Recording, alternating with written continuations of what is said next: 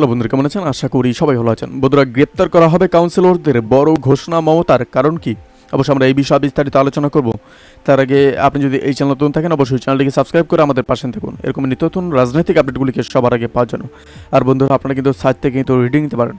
বন্ধুরা, 2024 লোকসভা নির্বাচনে জিতে তৃতীয়বার ক্ষমতায় আসার পর থেকে একেবারে অ্যাকশন মুডে রয়েছে মুখ্যমন্ত্রী মমতা বন্দ্যোপাধ্যায়। সোমবারই নবান্নের বৈঠক থেকে রাজ্যের মন্ত্রী আমলাদের একেবারে কড়া ডোজ দিয়েছিলেন মুখ্যমন্ত্রী। তারপর থেকেই কলকাতা থেকে শুরু করে জেলায় জেলায় চলছে ফুটপাত সাফাইয়ের কাজ। রাস্তার ধারে নির্মাণ ভাঙতে চলেছে বুলডোজার। কিন্তু এই যে গোটা প্রক্রিয়া নিয়ে মোটেই খুশি নন রাজ্যের মুখ্যমন্ত্রী। তাই আজ অর্থাৎ বৃহস্পতিবার আবার নবান্নের বৈঠকে বসেছিলেন তৃণমূল নেত্রী।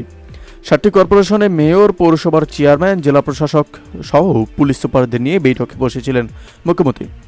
সেখানে এই গোটা প্রক্রিয়া নিয়ে পুলিশ প্রশাসন থেকে শুরু করে দলীয় নেতা কাউন্সিলরদের ভূমিকায় তীব্র অসন্তুষ্ট প্রকাশ করেছেন মমতা।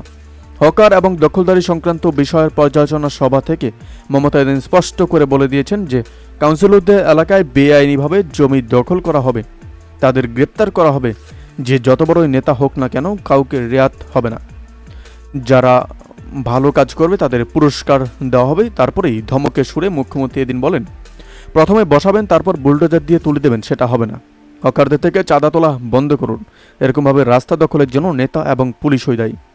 হকারের এই থেকে টাকা নিচ্ছেন নেতা এবং পুলিশ অফিসাররা। আমি বলবো যে লোভ সংবরণ করুন। আপনারা জীবনযাপন করার জন্য যতটুকু দরকার সেটাই সন্তুষ্ট থাকুন। বন্ধুরা, এই আপডেট প্রসঙ্গে আপনাদের কি মতামত অবশ্যই আমাদের কমেন্ট করে জানাতে বলবেন না। ভালো থাকবেন, সুস্থ থাকবেন, ধন্যবাদ। দেখা হচ্ছে নতুন একটি ভিডিওতে। আপনি কোথা থেকে দেখছেন এই ভিডিওকে অবশ্যই আমাদের কমেন্ট করে জানাতে বলবেন না।